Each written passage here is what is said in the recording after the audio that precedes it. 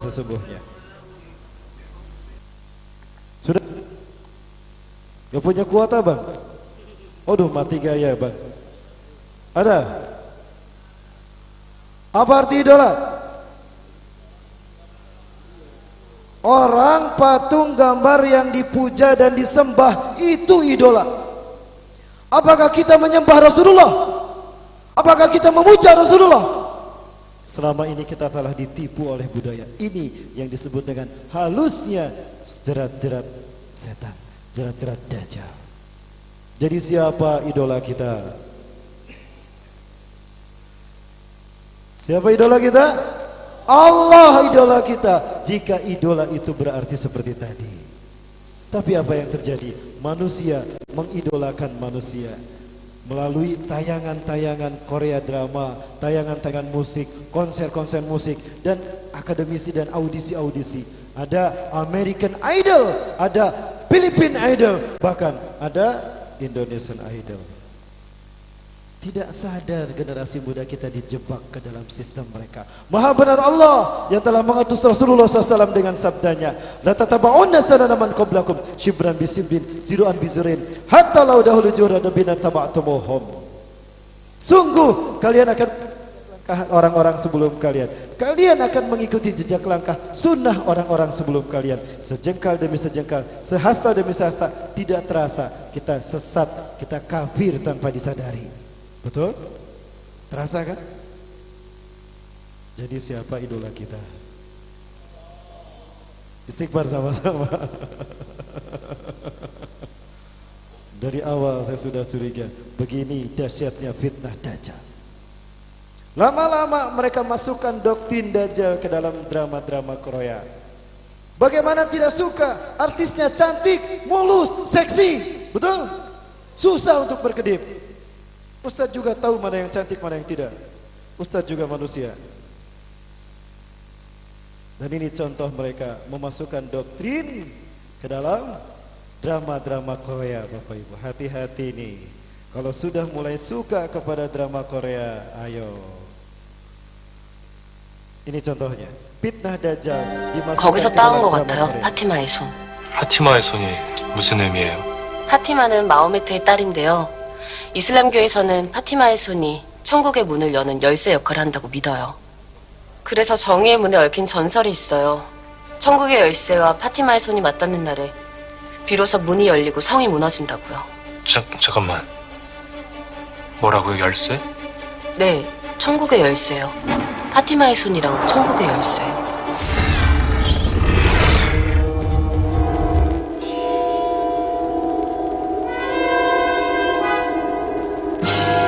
Tidak pernah ada riwayat yang menyebutkan kalau ini adalah tangan Fatimah. Tidak ada.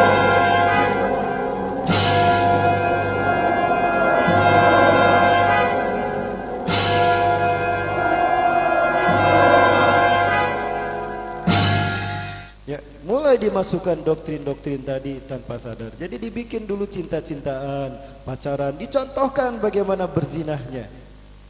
Karena terlalu sering menonton, maka mereka menyaksikan dan terekam dalam otak sadar mereka. Setelah sudah ada dalam genggaman mereka, maka masuklah doktrin Dajjal. Tuh lihat, tanpa disadari. Tidak terasa fitnah Dajjal sampai kepada pikiran generasi muda milenial ini sekarang. Andaikan saya sutradaranya, pasti saya bikin Islami itu drama Korea. Kalau saya sutradaranya. Tapi kan saya bukan sutradara, saya mah ustadz. Contoh aja, andaikan saya sutradara. Pertama, ganti dulu transkripnya. Sudah diganti transkripnya, suruh pakai kerudung, suruh berjenggot. Udah gitu, suruh syutingnya sholat ke masjid. Udah gitu, baru ditaujih. Contohnya gini, kalau saya sutradaranya, ini contoh saja, ya, cuma contoh.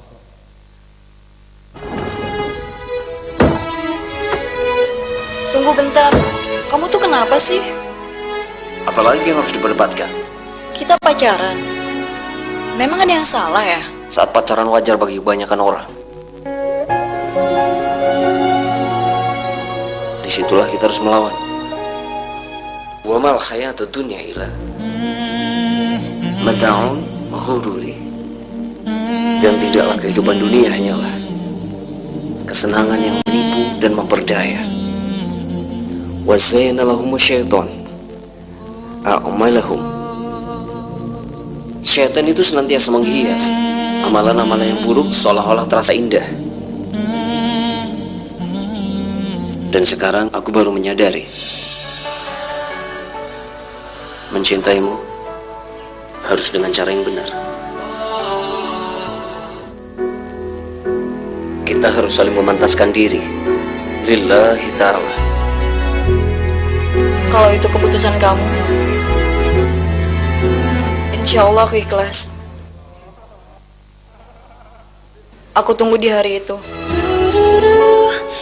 Tapi laki-laki yang dia nggak pacaran, bukan karena nggak laku, bukan karena nggak mau, bukan karena nggak bisa, tapi karena dia taat pada Allah Subhanahu wa Ta'ala. Yang kayak begini akan menghormati Anda karena Allah Subhanahu wa Ta'ala. Yang kayak begini akan menjaga Anda karena Allah Subhanahu wa Ta'ala. Nah, kalau saya sutradaranya, saya bikin kayak gitu. Tapi kan saya bukan sutradara film. Jadi hati-hati ibu-ibu, ayah-ayah Anda. Fisiknya bersama kita, jiwanya bersama Dajjal. Tidak sedikit anak muda yang sekarang menjadi pengikut sekte pemuja Dajjal, Pak. Ya, ada beberapa pemuda yang datang kepada saya, aku kalau dulu pernah menjadi pengikut sekte pemuja Dajjal. Ritualnya touring ke gunung-gunung. Begitu sampai di gunung di pertengah malam, pas jam 12 malam, mereka melakukan ritual minum darah aborsi. Sebelumnya mereka menyalakan api unggun dibentuk segitiga. Ya, kemudian membacakan mantra-mantra tertentu. Ini pengakuan orang yang pernah melakukannya dan dia sudah hijrah dan bergabung bersama kami. Ini Bapak Ibu, jadi waspadai. Sekarang banyak upaya musuh-musuh Islam menghancurkan generasi muda. Itulah fitnah Dajjal. Jadi sebelum Dajjal muncul, fitnah Dajjal akan tercipta semula duluan. Jika fitnah Dajjal sempurna, di saat itulah Dajjal muncul. Baik, Bapak Ibu rahmati Allah, menutup dari apa yang saya sampaikan, kita lihat tentang penjelasan kapan Dajjal muncul. Dajjal akan muncul setelah munculnya Imam Mahdi. Imam Mahdi akan muncul duluan. Dan jika Imam Mahdi sudah muncul, maka saya khawatirkan kita belum siap untuk menerimanya. Kenapa? Karena begitu Imam Mahdi muncul, perang dan perang akan terjadi sampai turunnya Nabi Isa alaihissalam. Saya khawatir Imam Mahdi muncul tahun ini. Seandainya Imam Mahdi muncul di tahun ini, pas di saat momen ibadah haji, persiapkan jihad yang terbaik. Berlatih dari sekarang. Upayakan fisik kita terlatih. Berlatih kuda, pedang, panah, karena di saat itulah itu yang akan dimanfaatkan sampai nanti perang melawan Dajjal. Kita lihat penjelasan Rasulullah tentang Dajjal. Suatu hari Rasulullah SAW ceramah menjelaskan panjang lebar tentang fitnah akhir zaman. Salah satunya tentang Dajjal. Innahu sayakhruju min hunar. Dajjal akan keluar dari sana.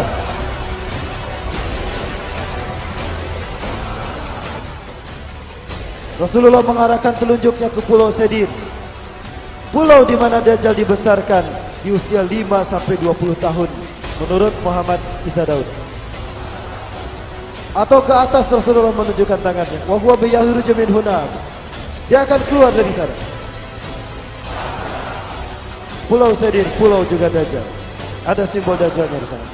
Kemudian Rasulullah mengarahkan telunjuknya ke timur, wa huwa sayakhruju min hunaka, dan dia akan keluar dari sana. Saya yakin, bukan maksud saya menduga kuat, telunjuk Rasulullah mengarah ke Isfahan, Iran. Karena ada hadis Rasulullah SAW menyatakan, saya Dajjal ilaikum, ya, wa yattabi'unahu sabuna alaf al-yahud min wadi Isfahan ala jabhatil fars.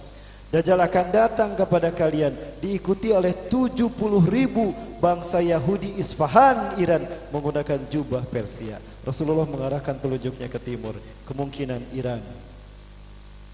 Maka memang tidak salah jika Iran nanti akan diperangi oleh kaum muslimin. Ya. Banyak simbol-simbol bangunan atau bangunan-bangunan yang di bumi ini bertelakan simbol-simbol Illuminati. Tidak terkecuali di sini.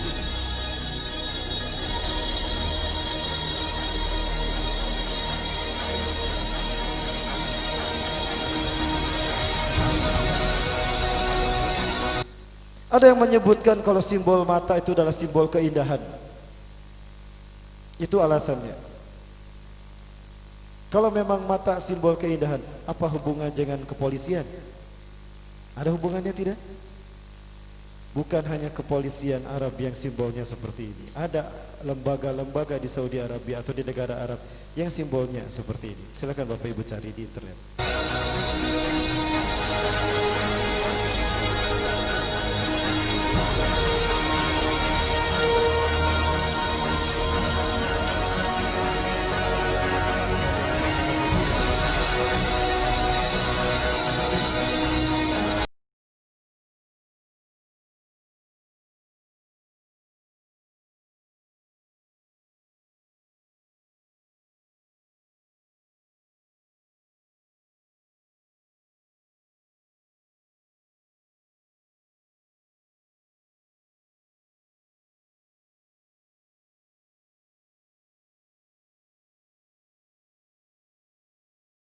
Ini ciri-ciri Dajjal ketika datang.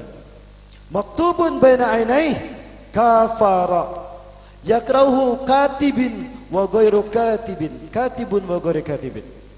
Di jidatnya tertulis kafir, bisa dibaca oleh yang bisa membaca ataupun tidak.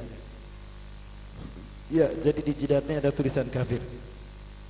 Ketika masuk ke Indonesia, kecuali ketika masuk ke Indonesia, ditempel dulu, diganti tulisannya non muslim. Karena tidak boleh nyebut kafir, harus non muslim. Betul. Baru setelah keluar dari Indonesia dicabut lagi, kembali menjadi kafir. And of the things that the Prophet ﷺ related to us was this, that he also said, the Dajjal will come, and he will come to Medina, but it will be haram for him to enter the city of Medina and enter the streets of Medina. So he will be forced to remain outside. So what he will do is that he will camp and settle on some of the salty marshes that will be outside Medina. Rasulullah SAW menyebutkan, innahu sayati ila Madinah, dia akan datang ke Madinah wa huwa mani'un min duhliha, tapi Dajjal tidak bisa memasuki Madinah. Kenapa? Karena setiap pintu gerbang Madinah dijaga oleh 2 malaikat dengan panah-panah mereka. Dajjal masuk 1 langkah saja ke Madinah, dipanah dia oleh malaikat, mati itu Dajjal. Maka Dajjal takut mati, takut dipanah, maka dia keluar, tidak masuk ke Madinah, tapi tinggal di sebuah bukit bergaram. Jika Bapak Ibu umrah ke Mekah Madinah, ya umrah ke Mekah plus Madinah, city tour Madinah, ketika jalan-jalan ke Masjid Qiblatain, lihat di belakang Masjid Qiblatain ada bukit, itulah Jabal Habsi. Satu-satunya tempat bergaram yang nanti satu-satunya tempat bergaram yang Dajjal akan naik ke sana.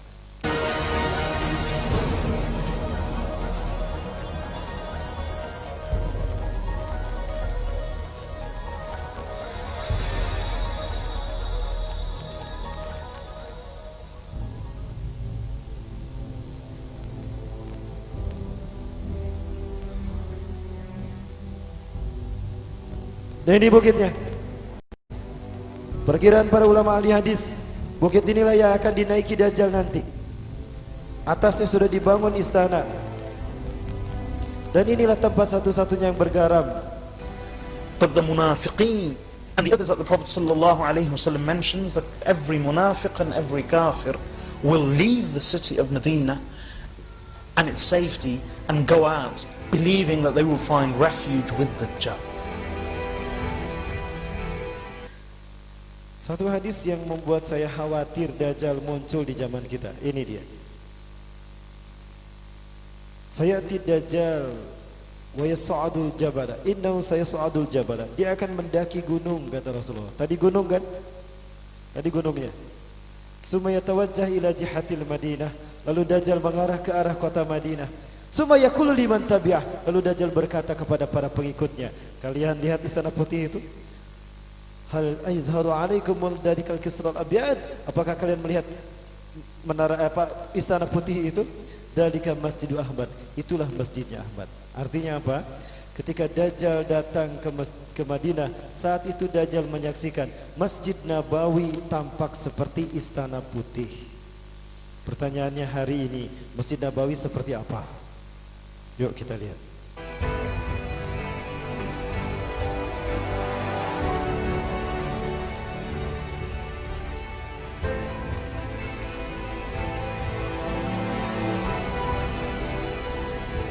Ini Masjid Nabawi di siang hari. Apa warnanya?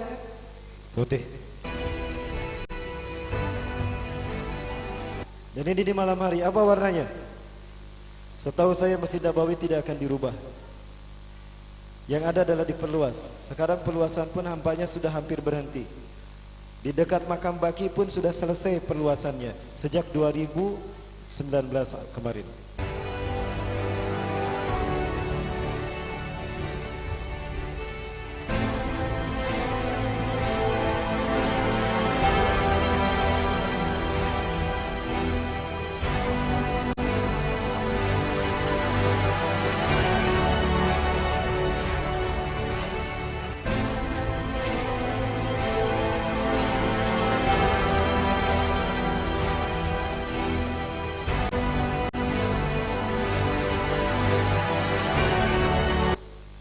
Ini hadis kedua yang membuat saya khawatir Dajjal muncul di zaman kita.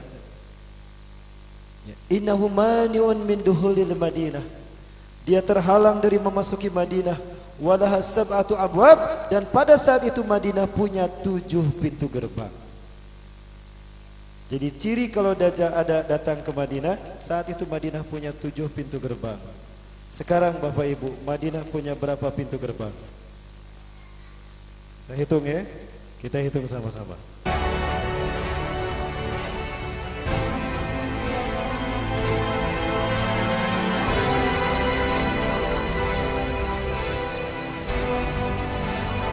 Jeddah, Makkah, Rabik, Bandar, Tabuk dan 2 sekitarnya. Perhatikan, ada 7. 1,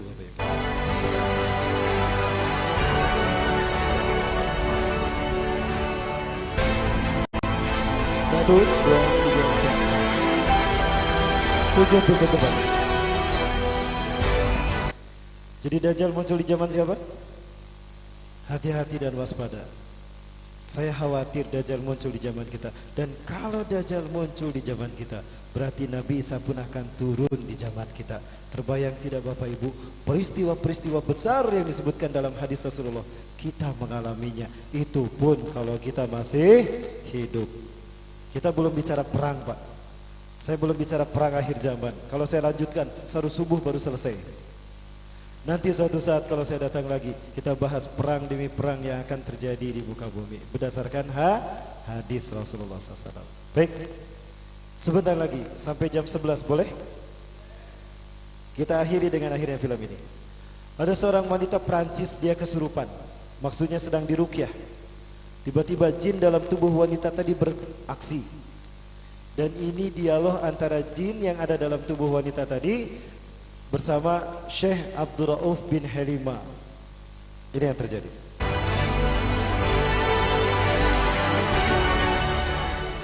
Je suis la plus grande puissance que mon père a.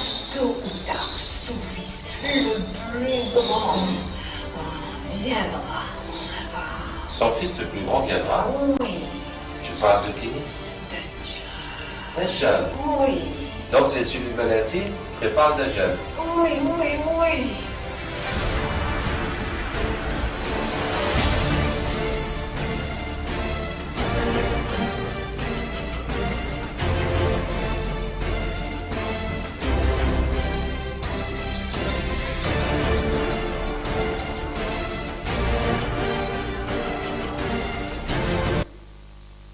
Namun tidak usah khawatir, Rasulullah SAW menyatakan Allah berjanji akan menurunkan kembali Nabi Isa AS.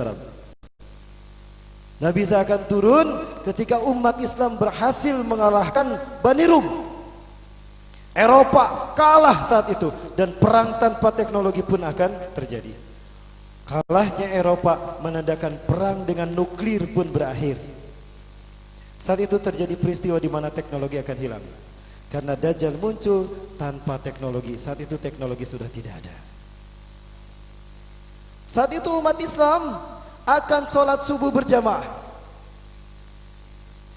Wa imamukum minkum, dan imam kalian adalah dari kalangan kalian sendiri, Imam Mahdi. Wa huwa yusawwu sufufakum, dan beliau meluruskan saf salat kalian. Istawu sufufakum, tarasu atadilu, luruskan, rapatkan saf kalian. Falamma yuzawwu sufufakum, tatkala Imam Mahdi sedang meluruskan saf salat kita, fanazala Isa bin Maryam ala janahain malakain indal manatir barida syarqiyah di Masra. Turun Nabi sallallahu alaihi wasallam memegang sayap dua malaikat di sisi Menara Putih di Damaskus Timur. Satu-satunya masjid di Damaskus Timur yang punya Menara Putih cuma Masjid Umawi di Aleppo. Di Aleppo. Kita bahas nanti Suriah Bapak Ibu. Saya butuh 2 jam untuk membahasnya. Nanti ya, kalau ditakdirkan bertemu lagi. Sudah kita selesaikan ini boleh? Setelah Nabi Isa turun, Imam Mahdi mempersilakannya. Ta'al ya Nabi Allah, salilana. Mari Nabi Allah, imami kami salat. Imam Mahdi mundur. Ternyata Nabi Isa alaihissalam menolak untuk menjadi imam, dan memang Nabi Isa tidak akan menjadi imam untuk kita pada saat itu jika Imam Mahdi masih hidup. Maka Imam Mahdi didorong, la taqaddam hadhihi ukimaslak. Didorong tuh Imam Mahdi oleh Nabi Isa. Kamu ke depan. Hadhihi ukimaslak, salat ini dikumandangkan untukmu. Tukramatul ala hadhil ummah, kemuliaan yang Allah berikan pada umat ini. Maka salat subuh pun dimulai. Nabi Isa makmum di belakang Imam Mahdi. Subhanallah. Nabi makmum di belakang Imam Mahdi. Betapa mulianya orang yang mengamalkan sunnah di akhir zaman. Nabi saja makmum. Pelajari Quran surat An-Nisa surat Ali Imran ayat 81-82. Itu alasan kenapa Nabi Isa menolak untuk menjadi imam salat. Ali Imran 81-82. Selesai salat berjamaah subuh, Nabi SAW bersabda, iftahil bab, buka pintu masjid itu. Maka ketika pintu masjid itu dibuka, tampaklah Dajjal dengan 70.000 Yahudi Isfahan Iran menggunakan jubah Persia berwarna hijau. Begitu pintu terbuka, Rasulullah SAW mengatakan, harumnya napas Nabi Isa akan tercium sejauh mata memandang, dan jika orang kafir menciumnya, mati mereka seketika. Langsung itu harumnya tubuh Nabi Isa saat hantam 70.000 pasukan tadi. Pasukan depannya mati seketika, plek plek plek plek plek, seperti orang terkena virus corona. Plek. Sisanya lari tunggang langgang. Yang tersisa masih hidup, lari tunggang langgang, dikejar sama kaum muslimin. Walau yahtabi'u syajar wahajar, walaupun mereka bersembunyi di balik batu dan pohon berkata, ya muslim, ya mu'min, tal filohil yahud uqtulhu. Sini mu'min muslim, di belakangku ada orang Yahudi, sini bunuh dia. Illa gorkod, kecuali pohon gorkod. Fa innaha syajaratul yahud, karena gorkod adalah pohon Yahudi. Adapun Dajjal begitu menyaksikan Nabi Isa ada di dalam masjid, perinding dia, mencair keringatnya. Rasulullah SAW mengatakan, laula yasruku lamatu binafsi, lamata binafsi. Andaikan Nabi Isa membiarkan Dajjal, dilihat aja begini sama Nabi Isa, mati itu Dajjal. Tapi Allah berkehendak Dajjal mati di tangan Nabi Isa. Dikejar Dajjal sama Nabi Isa. Kemanapun Dajjal pergi, Nabi Isa selalu ada di depan. Pergi dia ke barat, Nabi Isa ada di depan. Mau kemana kamu? Hah? Lari ke timur. Hah? Ada, lari ke barat, ada, lari ke selatan, ada. Stres Dajjal, pasrah dia, terdamparlah di pintu Lut. Palestina sebetulnya, tapi sekarang diklaim menjadi Israel. 13 mil dari timur Tel Aviv. Saya tidak bisa masuk, hanya lewat saja Bapak Ibu. Ya, kalau kita ke West Bank, kita bisa masuk ke jalan-jalan di Israel atau Palestina sebetulnya. Ya, cuma belum pernah saya masuk ke Lut, maksudnya melihat pintu ini. Namun ada satu pintu yang diberitakan terdapat di pintu Lut, dan inilah pintunya. Pertanyaannya, apakah di pintu ini Nabi Isa membunuh Dajjal? Wallahu a'lam bishawab. Kalau betul di pintu ini, subhanallah.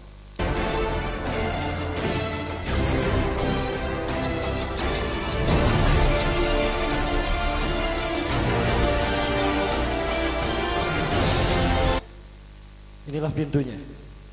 Kalau betul dibunuh di sini, maka luar biasa. Indah cara Allah mendesain kemenangan Islam di muka bumi. Maka saat itu orang-orang Yahudi yang menunggu-nunggu Mesayah, Tuhan yang mereka tunggu-tunggu, terbelalak matanya. Karena ternyata Mesayah yang mereka maksud adalah Dajjal yang mati di tangan Nabi Isa. Orang Kristen yang menunggu-nunggu Yesus Kristus datang, terbelalak matanya. Karena Yesus yang mereka tunggu ternyata mati di tangan Nabi Isa. Begitu pula dengan orang-orang Syiah, orang Majusi yang menunggu-nunggu Al-Mahdi Al-Muntazar, terbelalak mata mereka karena Al-Mahdi Al-Muntazar yang mereka tunggu-tunggu mati di tangan Nabi Isa. Rontok tiga agama, Yahudi, Nasrani dan Majusi. Ketika tiga agama ini hancur, maka hancur semua agama di dunia. Fayakunu dinu kulluhu lillah. Maka yang tetap tegak di muka bumi adalah Islam. Takbir. Maka Nabi Isa pun menghancurkan salib. Mana salibnya? Bawa dia ke sini. Dihancurkan sama Nabi Isa. Fayaktulul hingzira, Nabi Isa membunuh babi. Wa yad'ul jizyah, dan menghapuskan jizyah. Amanlah sejahtera umat Islam saat itu. Tinggal satu fitnah lagi Bapak itu, fitnah Ya'juj dan Ma'juj. Maka kaum muslimin pun masuk ke dalam ruangan. Jangan ada yang keluar malam ini, kata Nabi Isa. Ya'juj Ma'juj akan keluar membantai siapapun yang ada. Masuk kalian semuanya. Nabi Isa aja tidak berani melawan Ya'juj Ma'juj. Ya. Masuk bersembunyi, maka Ya'juj Ma'juj turun dengan cepat. Saat jika ada manusia yang mereka datangi, mati dengan dibantai itu dan dinikmati, dimakan oleh Ya'juj Ma'juj. Habis orang-orang di muka bumi kecuali yang sembunyi yang ada di situ saat itu. Salah satu dari mereka melemparkan tombak ke langit. Tombak itu kembali dengan berlumuran darah. Sekarang pun penduduk langit, sudah kita mati. Hidup Ya'juj Ma'juj, hidup Ya'juj Ma'juj. Maka apa yang terjadi? Allah menghukum mereka. Allah menurunkan ulat, hujan ulat pun turun dari langit menghujani mereka. Masuk lewat punduk mereka, ada yang menjalar ke otak mereka, mati mereka. Ada yang menjalar ke jantung, ke paru-paru, dimakan oleh ulat tadi. Matilah semua Ya'juj dan Ma'juj. Besok paginya kaum muslimin menyaksikan Ya'juj Ma'juj sudah tidak hidup lagi. Bebaslah semua fitnah dari umat Islam. Merdekalah umat Islam saat itu. Maka makmur sejahtera, tegaklah Islam di seluruh dunia. Nabi Isa menikah dengan gadis Arab dan punya 3 anak laki-laki. Imam Mahdi kemudian meninggal setelah 7 atau 8 atau 9 tahun memimpin umat Islam. Lalu meninggal dan disolatkan berjamaah oleh Nabi Isa menjadi imamnya. Dimakamkan kalau tidak salah di Syam. Lalu Nabi Isa mengangkat Al-Qahtani sebagai khalifah terakhir umat Islam. Nabi Isa pun berbaiat kepada Al-Qahtani. Lalu kemudian Nabi Isa meninggal dunia, dimakamkan di samping kuburan Umar bin Khattab. Maka berjejer makam Rasulullah, Abu Bakar, Umar dan Isa bin. Setelah itu Allah mencabut nyawa orang beriman ketika Al-Qahtani memimpin dunia. Akan berhembus sebuah angin dari bumi Hijaz antara Mekah dan Madinah. Angin itu sepoi-sepoi Bapak Ibu.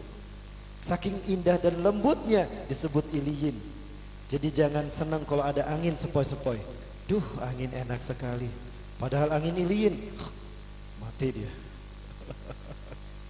La tamuru ala hadin kana fi qalbihi misqalatin min iman illa kubatatsu. Tidaklah ada seorang pun yang dalam hatinya ada iman, walau sebesar biji sawi. Angin ini akan mencabut nyawanya. Maka yang tersisa di muka bumi adalah manusia yang tidak punya iman walau sebesar biji sawi. Merekalah yang akan menyaksikan kiamat terjadi. Jadi ketika kiamat terjadi, orang beriman sudah tidak ada. Apakah orang Islam sudah tidak ada saat itu Rasulullah? Oh, banyak orang Islam saat kiamat terjadi. Tapi mereka tidak punya iman walau sebesar biji sawi. Jangankan hati, tenggorokan mereka tidak tersentuh oleh iman mereka. Lalu di mana iman mereka? Iman mereka ada di pangkat, iman mereka ada di jabatan, dan iman mereka ada di triliunan. A'udzubillahi min dzalik. Maka hancurlah alam semesta saat itu. Kiamat pun terjadi di hari Jumat di waktu subuh. Hancurlah alam semesta, maka selesailah kehidupan umat manusia di muka bumi ini. Dengan demikian selesai pula ceramah saya malam hari ini. Sudah kita kumpas ya, tuntas akhir zaman, betul? Sampai kiamat kan? Baik, setelah itu apa yang terjadi? Nanti kita bahas 7 hari setelah hancur kiamat. Yaumul Sa'ah, Yaumul Ba'as, Yaumul Mahsyar, Yaumul Hisab, Yaumul Mizan, Yaumul Jaza, Yaumul Khudud. 7 hari menuju perjumpaan dengan Allah. Seperti apa? Nantikan jam tayangannya di kunjungan saya berikutnya. Bersama Forum Komunikasi Remaja Masjid Semandala, Medan. Barangkali itu Bapak Ibu yang dapat saya sampaikan. Terima kasih sudah mengundang saya kepada DKM Darul Iman. Mudah-mudahan ini menjadi momen yang berharga, mudah-mudahan bermanfaat apa yang saya sampaikan. Bermanfaat tidak Bapak Ibu? Itu yang benar dari Allah, bukan dari saya. Yang benar dari Allah, yang salah betul itu dari Kedaipan Sepi Indonesia beristighfar. Bapak Ibu dimati Allah, jangan lupa doakan saudara-saudara yang ada di Uighur, saudara-saudara kita yang ada di Palestina, saudara-saudara kita yang ada di Suriah. Mereka sekarang sedang diuji iman mereka hidup dan mati. Ya, kalaupun kita tidak bisa dengan doa, kita bisa dengan harta, itu dapatkan ke dalam hati kita. Amin ya rabbal alamin. A'udzu billahi kama yanbaghi li jalali wajhikal karim wa 'azimi sultanik. Allahumma shalli ala sayyidina Muhammad sallallahu alaihi wasallam.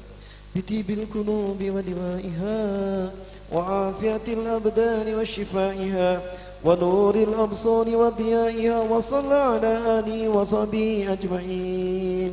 اللهم أنت ربنا لا إله إلا أنت خلقتنا ونحن عبادك ونحن على عهدك ووعدك ما استطعنا نعوذ بك من شر ما صنعنا نبوء لك بنعمتك علينا ونبوء بذنوبنا فاغفر لنا فإنه لا يغفر الذنوب إلا أنت. اللهم اهدنا ووفقنا وإلى صراطك المستقيم بجلالك الكريم يا أكرم الأكرمين ويا أرحم الراحمين.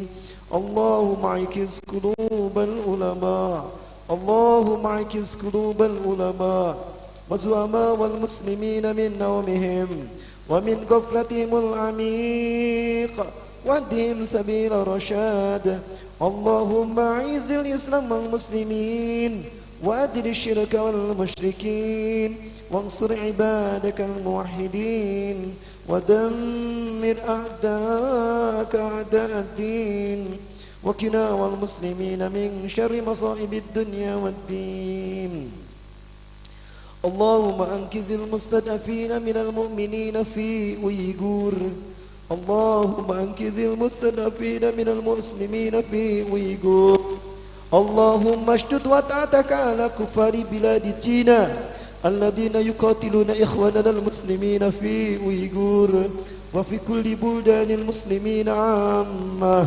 اللهم شتت شملهم وفرق جمعهم واجعلنا في نفورهم يا أرحم الراحمين.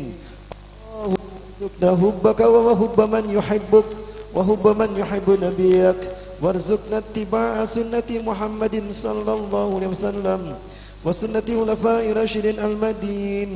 اللهم اجعل بلادنا هذا إندونيسيا بلدة طيبة ورب غفور واتنا آمرا عادلا يقودنا إلى سبيلك وإلى رضوانك وإلى السلامة الدنيا والآخرة. ربنا آتنا في الدنيا حسنة وفي الآخرة حسنة وقنا عذاب النار. سبحان ربك رب العزة عما يصفون وسلام على المرسلين والحمد لله رب العالمين. Terima kasih kepada DKM Masjid Darul Ikhwan dan saudara-saudara yang sama-sama hadir. Terima kasih siapapun yang hadir. Terima kasih sudah tangannya. Saya pamit Bapak Ibu, saya besok kembali ke Bandung. Assalamualaikum warahmatullahi wabarakatuh. Alhamdulillahi Rabbil Alamin.